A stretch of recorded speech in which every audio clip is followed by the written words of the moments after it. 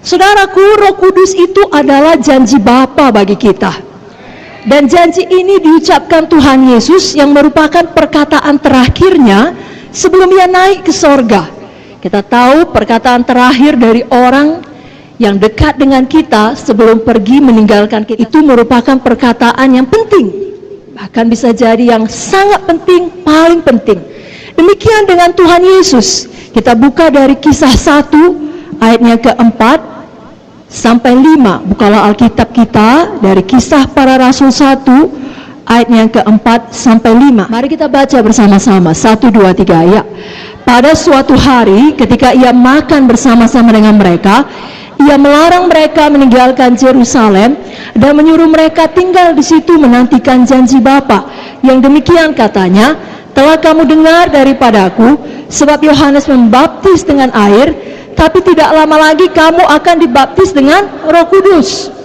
Apakah janji Bapa? Baptisan Roh Kudus.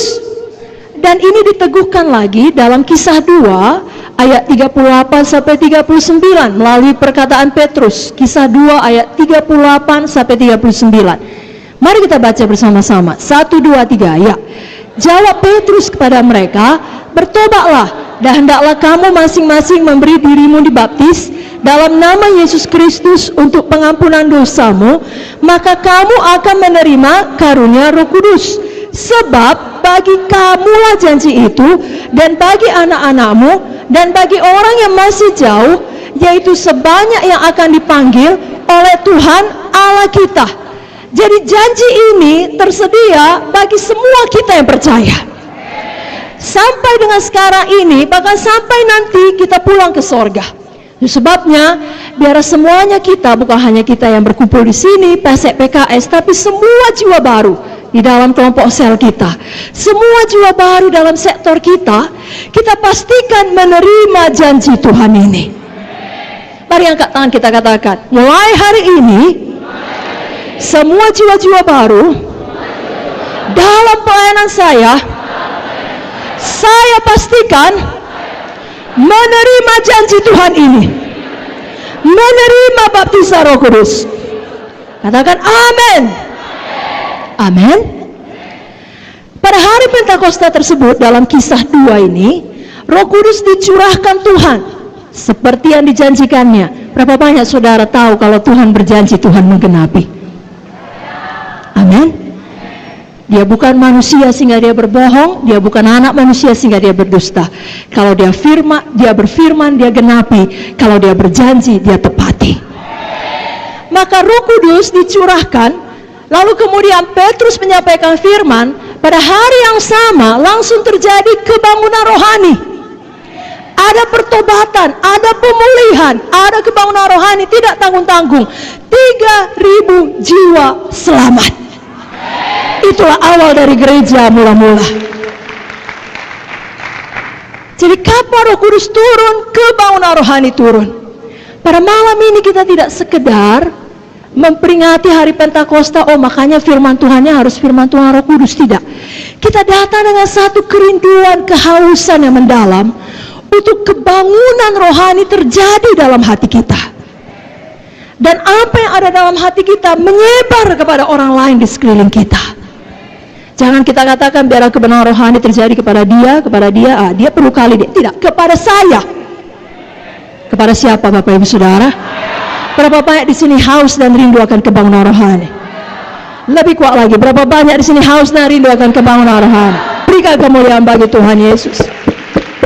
Mari kita baca dulu mengenai Pentakosta ini dalam Kisah 2 ayat 1 sampai 4 saja. Kita baca Kisah 2 ayat 1 sampai 4. 1, 2, 3, ya.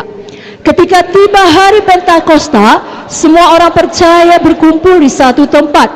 Tiba-tiba turunlah dari langit suatu bunyi seperti tiupan angin keras yang memenuhi seluruh rumah di mana mereka duduk. Dan tampaklah kepada mereka lidah-lidah seperti nyala api yang bertebaran dan hinggap pada mereka masing-masing. Maka penuhlah mereka dengan Roh Kudus. Lalu mereka mulai berkata-kata dalam bahasa-bahasa lain seperti yang diberikan oleh Roh itu kepada mereka untuk mengatakannya. Katakan haleluya. Jadilah ini bagi kita, dan jadilah bagi semua jiwa baru di dalam pelayanan kita. Semuanya kita, masing-masing kita penuh dengan Roh Kudus, dan tidak berhenti di situ. Sama seperti murid-murid Tuhan ini, sama seperti rasul-rasul ini, hidup mereka berubah. Lalu mereka mengadakan kebangunan rohani. Itu sebabnya biar malam ini kita diingatkan, hidup kita terus berubah menjadi hidup yang menang, menjadi hidup yang berkuasa di akhir zaman ini, menjelang kedatangan Yesus kedua kali. Kita tidak bisa sebelah mata hidup seakan-akan kita hidup selamanya. Tidak. Suatu saat kita semua akan mati. Suatu saat kalau kita belum mati, Yesus akan datang kedua kali. Dan menurut akselerasi yang terjadi pada zaman sekarang di mana kita hidup, tidaklah mustahil Yesus datang pada malam ini atau esok hari atau minggu depan atau kapan saja. Itu sebabnya di tengah-tengah dunia yang begitu jahat, begitu gelap, kejahatan merajalela, kita perlu menjadi terang, kita perlu menjadi garam, dan tidak ada jalan, tidak mungkin kita mampu melakukannya sambil kita berjuang untuk nafkah kita, untuk hidup kita dengan kekuatan sendiri. Tidak mungkin.